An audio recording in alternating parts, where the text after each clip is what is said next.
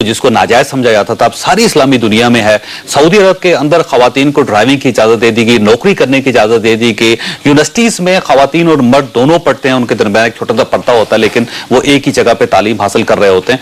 तो जब ये सारी चीजें बदल रही हैं और इस तरह जो जिसको हम शरीयत का मंबा कहते हैं वहां पर चीजें बदल रही हैं, तो हम पाकिस्तान के अंदर किस तरह शरीयत नाफिज करेंगे और उनके रूल्स और रेगुलेशंस और कवायद और ज़वाबित क्या होंगे, ये एक बहुत बड़ा सवालिया निशान है जिसका मैंने ज़ाहिर मौलाना से पूछना है कि इन तमाम मसाइल को हम हल कैसे करेंगे।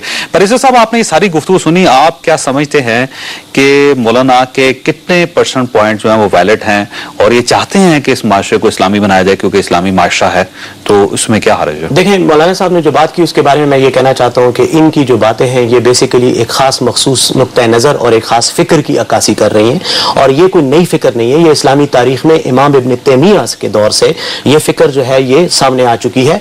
इमाम इब्न तैमिया के मैंने जिक्र इसलिए किया कि उनके दौर में इस्लामी रियासत को तातारियों का खतरा था, आभासी हुकूमत थी और तातारी हमलावर थे।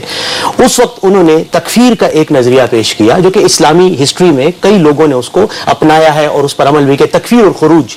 इन्होंने डॉक्टर एमन अल जवाहिरी की बात की, अलकायदा उस नजरिए की दाई है तकफीर और खुरूज की, और उस नजरिए के दाई जो हैं वो मुख्तलिफ इस्लामी ममालिक में मुख्तलिफ औकात में पैदा होते रहे। अब जो उसकी बुनियादी उसूल ये है कि ये जो हमारा पार्लिमानी तर्ज हुकूमत है, जमहूरी निज़ाम है, कॉन्स्टिट्यूशनल डेमोक्रेसी जिसको कहते हैं, आईनी जमहूरियत, ये बेसिकली वो समझते हैं कि शरिया के उसूलों के खिलाफ है क्योंकि ये एक कॉलोनियल नौ आबादियाती निज़ाम के जरिए से वजूद में आई। ये कोई नई बात ये नहीं कर रहे, लेकिन इस पर कई मुख्तलिफ जमानों में बहसें हुई है। अल्लामा इकबाल हमारे इंडिया के थे, उन्होंने इस पर बात की है। प्रोफेसर मोहम्मद अब्दू और हसन उल बन्ना जो अख्वानुल मुस्लिमून के बानी थे, उन्होंने भी कमेंट्स किए। लेकिन बात यह है कि इनके पास इसका मुतबादिल क्या है आज के दौर में, इस वक्त इन हालात में इनका मुतबादिल क्या है? ये असल में ना तो मुतबादिल देने की पोजीशन में है, ये सिर्फ कह रहे हैं कि जो है ये गलत है, और ये वो तकफीर और खुरूज ही की बात है। तालिबान का बेसिकली जो पॉलिटिकल नजरिया है वो तकफीर और खुरूज पे मबनी है। इनसे शायद मुलाकात भी हुई होगी एक साहब की जो अलकायदा के बहुत बड़े आइडियोलॉग हैं, अबू मूसा ईसा अल मिस्री, जो कि वजीरिस्तान में थे, जिन्होंने ये तकफीर और खुरूज को बड़ा प्रमोट किया। मैं ये समझता हूं कि ये इस्लामी दुनिया में और इस्लामी जो उलमा है उनमें एक बहुत ही अकलियती जो एक ग्रोह है, उनकी सोच है। मैं मौलाना से पूछूंगा, फिर उसके बाद मैंने हामिद अज़हर साहब की तरफ जाना है। मौलाना ये बताइएगा कि शरीयत में खवातीन नौकरी कर सकते हैं? नौकरी कर, मैं अगर पहले इनकी बात को जवाब दे दूं। ठीक, देखिए, इन्होंने हमें तकफीरी कहा है, ये गलत का इल्जामात लगा रहे हैं। हमारा कोई तकफीरी वो नहीं है, हम किसी को कुफर के फतवे नहीं लगाते। किसी की तालिबान में से किसी एक जमात की राय हो अपनी जगह, मैं इस वक्त जो हमारी लड़ाई हो रही है किसी को काफिर नहीं समझता। हाँ, मैं ये समझता हूँ दोनों मुसलमान जमातें हैं और मुसलमान जमातों का आपस में क्लैश हो रहा है, बात चीज़ों पर तनाज़ा है। वो ये कहते हैं कि ये जो हमारा कवानीन है अदालत के, ये गैर इस्लामी है, ये अंग्रेज़ का सारा ढांचा है, इसको तब्दील किया जाए, कुरान और सुन्नत को नाफिज किया जाए। लेकिन ये सारे वकला और ये सारे बाद हजरात जो है, ये अंग्रेज़ी जो जानने वाले हैं, ये इसको अपने अंदाज में कहते हैं कि नहीं नहीं, कुरान और सुन्नत की क्या जरूरत है, इसी की हमने ठीक किया हुआ है। क्योंकि पहली बात तो यह कि इसको उर्दू में लाया जाए, उर्दू में है ही नहीं, और सारा अदालती निजाम अंग्रेज का बना हुआ, अंग्रेज का ढांचा, अंग्रेज का लबो लहजा, अब आदमी इसको समझ ही नहीं सकता, आम आदमी। तो अच्छा, ये बताइएगा कि अगर फर्ज कीजिए आपका मुतालबा नहीं माना जाता हो, तालिबान की तरफ से नहीं माना जाता या रियासत की तरफ से नहीं माना जाता, तो आप इस कमेटी का हिस्सा रहेंगे या फिर आप इसको छोड़ देंगे? देखिए, हमने तो तालिबान अगर कहेंगे कि हट जाएं तो और बात है, वरना फिलहाल तो रहेंगे, फिलहाल हम रहेंगे। हम तो यहाँ नजरियाती और फिक्री तौर पर काम कर रहे हैं। और अगर आपका मुतालबा नहीं माना जाता शरीयत का, क्योंकि आप बड़े ही वाज़ेह हैं इसमें, तो उसके बावजूद आप ये डायलॉग चलते रहेगा और डायलॉग का हिस्सा रहेंगे और आप चाहेंगे कि ये डायलॉग मुकम्मल हो और अमन कायम हो, और वो मुज़ाकरात का जी हम तो चाहते हैं, कि यहाँ उस पे फिर आपको शरीयत का मुतालबा आपका पीछे चला जाएगा, वापस चला जाएगा। शरीयत का मुतालबा तो हमारा रहेगा। डायलॉग्स का मतलब ये थोड़ी है कि हम शरीयत का मुतालबा छोड़ रहे हैं। मैं तो शरीयत का मुतालबा ही इसी करता हूँ कि पायदार अमन नहीं आ सकता। मेरी बात नोट कर लें, अगर शरीयत नहीं आएगी कुछ अरसे के बाद और मसाइल खड़े होंगे।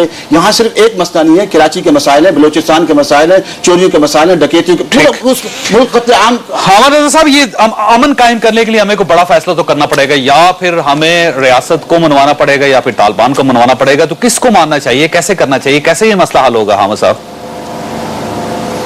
तो सब अब जमहूरी आदमी है, 1 मिनट अब मुझे भी दीजिएगा, मुझे तो पूरे प्रोग्राम में टाइम नहीं मिला। मैं एक बात अर्ज करूंगा, मेरा ख्याल है अगर पाकिस्तान को बचाना है तो एमन जवाहरी साहब से बढ़ के हमें अब दरख्वास्त करनी पड़ेगी पाकिस्तान की आर्मी से कि वो कुछ मरीन्स ज़ेरे ज़मुंदर भेजें, जहाँ से जाके शायद उसामा बिन लादेन साहब की भी को किताबें हमें मिल सकें, जिसके ज़रिए फैसला किया जा सके कि पाकिस्तान के अंदर अब आइन के हवाले से गुफ्तगू उसामा बिन लादेन और एमन जवाहरी की लिखी हुई किताबों के हवाले से होगी या कुरान और सुन्नत के मुताबिक होगी।